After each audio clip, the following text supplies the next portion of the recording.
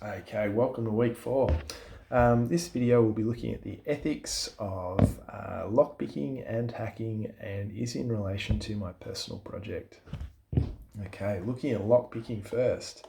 There are 2 key rules that are part of the lockpicking code of conduct. The first is do not pick a lock that is not your own or you have not been given permission to pick by its owner. Pretty straightforward. The second is never pick a lock that is in use. The purpose of this is essentially by trying to pick a lock, you're trying to exploit the vulnerabilities of that lock to hopefully open it up. If we were talking about, trying to pick the lock of a front door, that's a fairly essential piece of equipment that secures your house. As you're trying to pick that lock, if you potentially break your pick off inside the lock, it may not open and therefore your door is too secure. The door won't function anymore and you have to get a locksmith out to fix it. What can also happen, however, is you can damage the internal pins within that lock and they may get stuck in the open position and the door is no longer secure and you cannot secure your house, which is also an issue. So those are the two key rules of lockpicking. Pretty straightforward, easy to understand.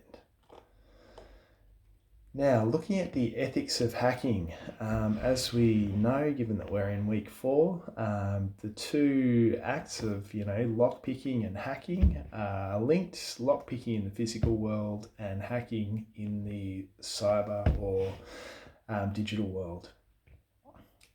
Ethical hacking involves the intentional penetration of a system or network with the intention of identifying vulnerabilities and evaluating the security of the system or network. For me, a fairly clear breakdown between an ethical hacker and an unethical hacker, or your black hat hacker and a white hat hacker, is your ethical hacker is essentially trying to improve the security of a system or network. And the key difference being the organization that owns that system or network has reached out to the ethical hacker. There will be contracts in place specifying exactly what is going to happen. And the ethical hacker will follow that contract 100% down to the letter. Our ethical hackers are usually external to the organisation, as I mentioned, and they are brought on with the express intention of hacking into the system to expose vulnerabilities.